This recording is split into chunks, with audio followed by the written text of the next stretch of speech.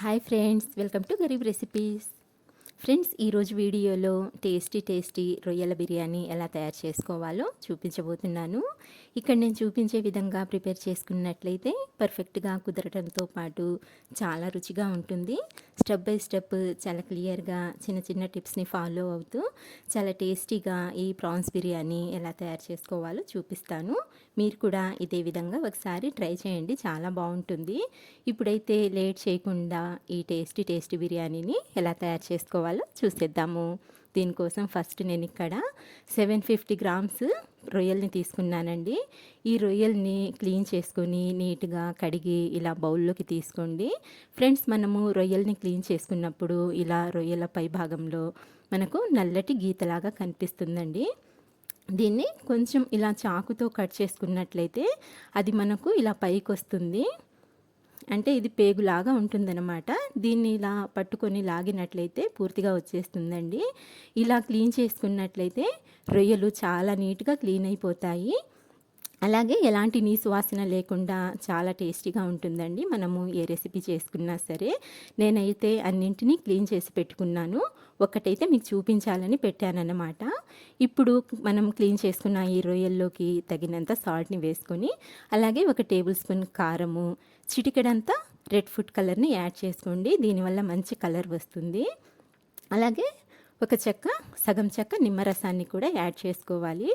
ఇప్పుడు ఈ ఉప్పు కారము రొయ్యలకి బాగా పట్టేలా ఇలా కలుపుకుందాము. ఇలా చక్కగా కలుపుకున్న ఈ రొయ్యల్ని ఒక 10 నిమిషాల వరకు పక్కన పెట్టుకుందాము. ఈలోపు మనము మిగతా ప్రాసెస్ని చూద్దాము. నేను ఇక్కడ 1/2 కేజీ బాస్మతి రైస్ని తీసుకున్నానండి. అంటే 750 గ్రామ్స్ రొయ్యలకి 1/2 కేజీ రైస్ తీసుకున్నట్లయితే కరెక్ట్గా సరిపోతుందన్నమాట.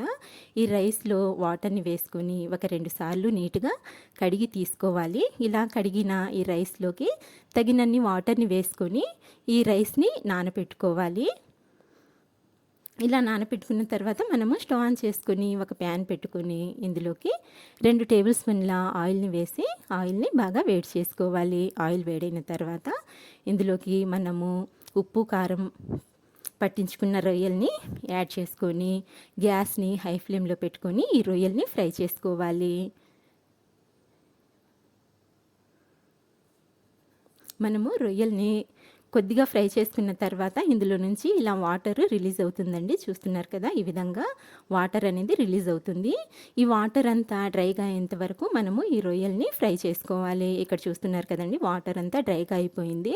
ఇప్పుడు మనము ఈ రొయ్యలు మంచి గోల్డెన్ బ్రౌన్ కలర్లోకి వచ్చేంత వరకు మీడియం ఫ్లేమ్ మీద ఫ్రై చేసుకోవాలి. ఈ విధంగా చక్కగా ఫ్రై చేసుకున్న తర్వాత ఇప్పుడు వీటిని ఒక ప్లేట్లోకి తీసేసుకుందాము. చూస్తున్నారు కదండి ఎంత మంచి కలర్లోకి వచ్చేసాయో రొయ్యలు.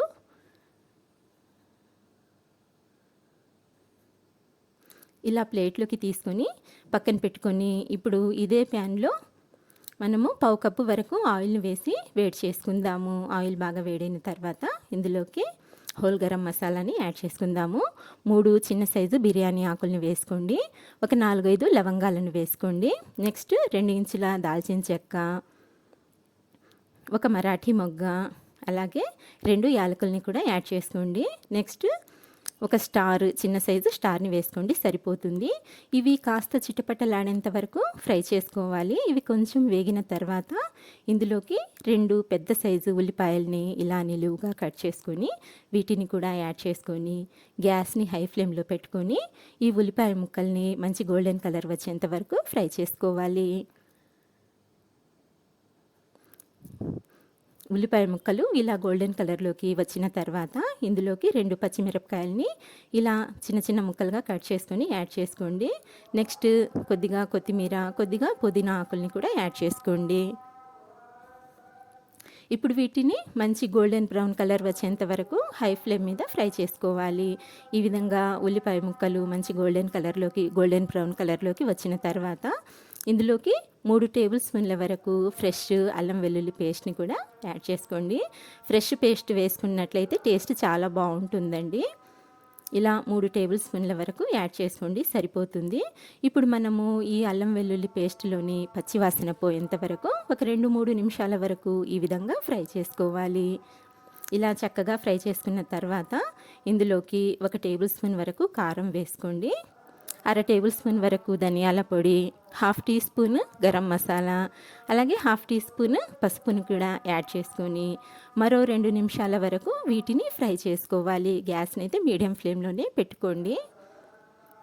ఇలా అంతా చక్కగా ఫ్రై చేసుకున్న తర్వాత ఇందులోకి 2 పెద్ద సైజు టమాటాలని ఇలా చిన్న చిన్న ముక్కలుగా కట్ చేసుకొని ఈ టమాటా ముక్కల్ని కూడా యాడ్ చేసుకొని ఒక 2-3 నిమిషాల వరకు ఈ టమాటా ముక్కల్ని చక్కగా మగ్గించుకోవాలి. ఈ విధంగా టమాటా చక్కగా మగ్గిపోయిన తర్వాత మనం ఇప్పుడు ఇందులోకి పావు కప్పు వరకు పెరుగును కూడా యాడ్ చేసుకుందాము. ఈ పెరుగు అనేది ఫ్రెష్ పెరుగు తీసుకోండి, పుల్లటి పెరుగు అస్సలు తీసుకోవద్దండి. ఫ్రెష్గా ఉన్న పెరుగు అయితేనే టేస్ట్ చాలా బాగుంటుంది. ఇలా మనము పెరుగుని యాడ్ చేసి మరో 2-3 నిమిషాల వరకు చక్కగా ఫ్రై చేసుకోవాలి. ఈ విధంగా అంతా చక్కగా ఫ్రై చేసుకున్న తర్వాత ఇందులోకి ముందుగా ఫ్రై చేసి పెట్టుకున్న రొయ్యల్ని కూడా యాడ్ చేసుకోవాలి. ఇప్పుడు మనము ఈ రొయ్యల్ని ఈ మసాలాలో బాగా కలిసేలా చక్కగా కలిపేసుకోవాలి. ఫ్రెండ్స్, ఇందులోకి కొద్దిగా సాల్ట్ని కూడా వేసుకోండి. మనం ఆల్రెడీ రొయ్యల్లో సాల్ట్ వేసి ఫ్రై చేసుకున్నాం కాబట్టి కొంచెం చూసి వేసుకోండి. అంటే మీ టేస్ట్కి తగ్గట్టుగా సాల్ట్ని అయితే యాడ్ చేసుకోండి. నేనైతే హాఫ్ టీ స్పూన్ వేసాను. ఇలా అన్నీ బాగా కలిసేలా చక్కగా కలిపేసుకున్న తర్వాత ఇందులో నుంచి మనము బిర్యానీ ఆకుల్ని తీసేసుకుందాము. అంటే తినేటప్పుడు డిస్టర్బెన్స్ లేకుండా ఉంటుందన్నమాట.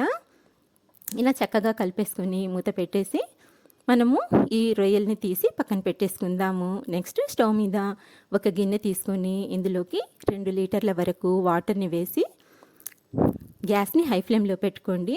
ఈ వాటర్లోకి తగినంత సాల్ట్ని వేసుకోండి. నేనైతే 1.5 టేబుల్ స్పూన్ వరకు సాల్ట్ని వేస్తున్నానండి. తర్వాత వచ్చేసి ఒక 3 లేదా 4 వరకు బిర్యానీ ఆకుల్ని వేసుకోండి. ఒక స్టారు, 2 మరాఠీ మొగ్గలు, 2 యాలకుల్ని కూడా వేసుకోండి. ఈ యాలకుల్ని కొంచెం ఇలా ఓపెన్ చేసి వేసుకున్నట్లయితే వీటి ఫ్లేవర్ చక్కగా స్ప్రెడ్ అవుతుందండి. నెక్స్ట్ వచ్చేసి 4-5 లవంగాల్ని కూడా యాడ్ చేసుకోండి. అలాగే 1 ఇంచు దాల్చిన చెక్క, హాఫ్ టీ స్పూన్ షాజీరా, 1 టీ స్పూన్ వరకు ఫ్రెష్ అల్లం వెల్లుల్లి పేస్ట్ని కూడా యాడ్ చేసుకోండి. తర్వాత వచ్చేసి సన్నగా తరిగిన కొత్తిమీర, సన్నగా తరిగిన పుదీనా ఆకుల్ని కొద్దిగా వేసుకోండి. అలాగే 1 టేబుల్ స్పూన్ వరకు ఆయిల్ని కూడా వేసుకోండి. ఇప్పుడు మనము ఈ వాటర్ని బాగా మరిగేంత వరకు మరిగించుకుందాము. నెక్స్ట్ ఇందులోకి 2 పచ్చిమిరపకాయలని ఇలా మధ్యలోకి కట్ చేసుకొని యాడ్ చేసుకోండి. ఫ్రెండ్స్, గ్యాస్ని అయితే హై ఫ్లేమ్లో పెట్టుకొని మరిగించుకోండి. ఇలా వాటర్ మరగడం మొదలవుతుంది కదా, ఇప్పుడు ఈ వాటర్ని ఒక 5 నిమిషాల వరకు ఇలాగే మరగనివ్వాలి. అప్పుడే ఈ స్పైసెస్ అన్నీ ఇందులో చక్కగా స్ప్రెడ్ అవుతాయి అన్నమాట, మంచి ఫ్లేవర్ వస్తుంది. ఇలా 5 నిమిషాలు మరిగించుకున్న తర్వాత మనం వేసిన ఈ స్పైసెస్ని తీసేసుకుందాము. అంటే నేను ఫస్ట్ చెప్పాను కదా ఫ్రెండ్స్, తినేటప్పుడు డిస్టర్బెన్స్ లేకుండా ఉంటుందని చెప్పేసి. వీటిని తీసేసిన తర్వాత మనం నానబెట్టుకున్న రైస్ని ఇందులోకి యాడ్ చేసుకోవాలి. ఇలా రైస్ని వేసిన తర్వాత ఒకసారి కొంచెం స్లోగా కొంచెం జాగ్రత్తగా కలుపుకోవాలి. ఎక్కువసేపు కలపొద్దండి, రైస్ విరిగిపోతుంది. ఇలా ఒకసారి కలుపుకున్న తర్వాత మనము ఈ రైస్ని ఒక 80% వరకు ఉడికించుకుందాము. ఈ రైస్ 80% ఉడికితే సరిపోతుందండి.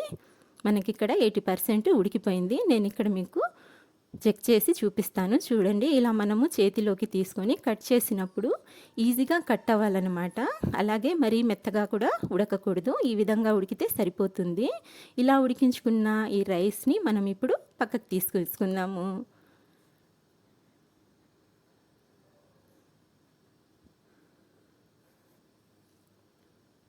ఇప్పుడైతే ఒక ప్యాన్ తీసుకొని ఇందులోకి 1 టీ స్పూన్ వరకు ఆయిల్ని వేసి ఈ ఆయిల్ ప్యాన్కి అంతా ఇలా స్ప్రెడ్ చేసుకోవాలి. అంటే అడుగు మాడిపోకుండా ఉంటుందండి.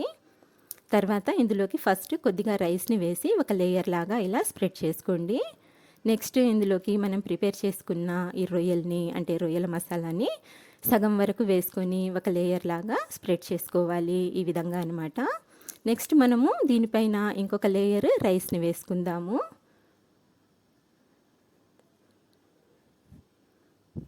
ఇలా ఒక లేయర్ రైస్ని వేసుకున్న తర్వాత మిగతా సగం రొయ్యల్ని కూడా యాడ్ చేసుకుందాము. ఇలా మిగతా రొయ్యల్ని కూడా యాడ్ చేసుకొని వీటిని కూడా ఒక లేయర్ లాగా చక్కగా స్ప్రెడ్ చేసుకుందాము. ఇప్పుడైతే మిగిలిన రైస్ని కూడా యాడ్ చేసేసుకుందాము. ఇలా మొత్తం రైస్ని వేసుకున్న తర్వాత దీనిపైన సన్నగా తరిగిన కొద్దిగా కొత్తిమీర, కొద్దిగా పుదీనా ఆకుల్ని వేసుకుందాము. అలాగే 2 టీ స్పూన్ల నెయ్యిని కూడా వేసుకోండి. దీనివల్ల రైస్ అంటుకోకుండా పొడి పొడిగా ఉంటుంది. అలాగే టేస్ట్ కూడా చాలా అంటే చాలా బాగుంటుందండి. ఇప్పుడు ఫైనల్గా కొద్దిగా రెడ్ ఫుడ్ కలర్ని ఇలా పైన వేసుకోండి. ఇది పూర్తిగా ఆప్షనల్ అండి, మీ ఇష్టము. ఇష్టమైతే వేసుకోండి, లేకపోతే స్కిప్ చేసేయండి.